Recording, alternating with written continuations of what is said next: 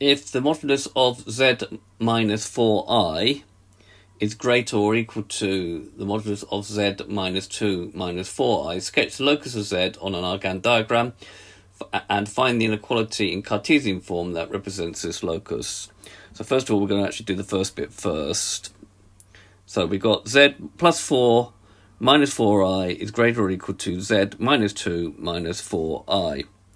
So using the fact that z is equal to x plus iy, we've got the modulus of x plus iy plus 4 minus 4i is greater or equal to x plus 4i minus 2 minus 4i. Grouping together the real and the imaginary bits, here we got the modulus of x plus 4 I times y minus 4 is greater than x minus 2 plus y minus 4 times I times y minus 4.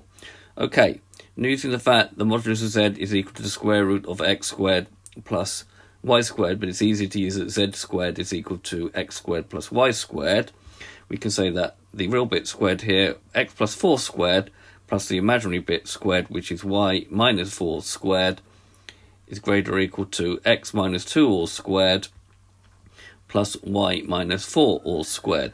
If we've got plus and plus here, then these two will cancel out.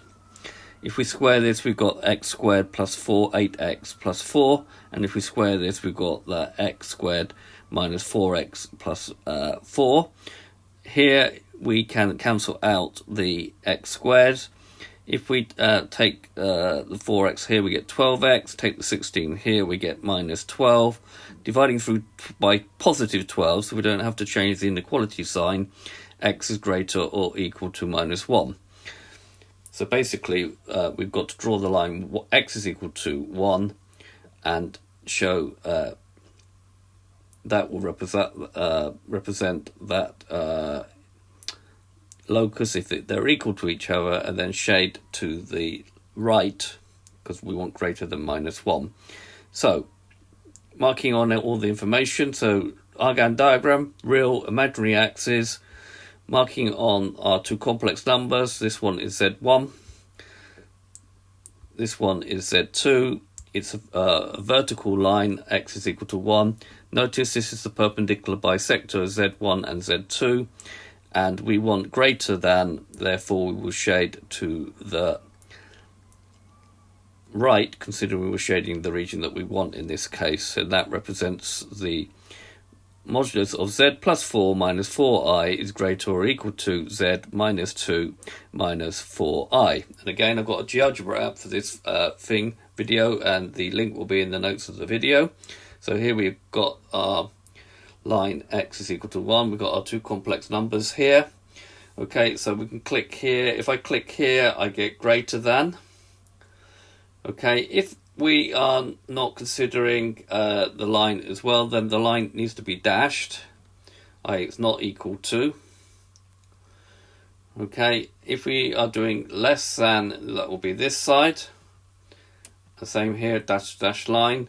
The great thing about this app, of course, is that you can swap things around a bit.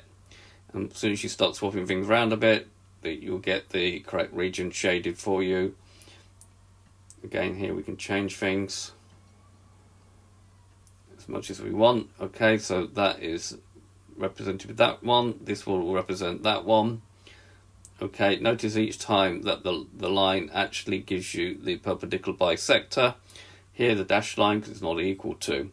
Okay, so this app will be quite useful for you to play with, which will be in the notes of the video. I hope you've understood, and I thank you very much for watching.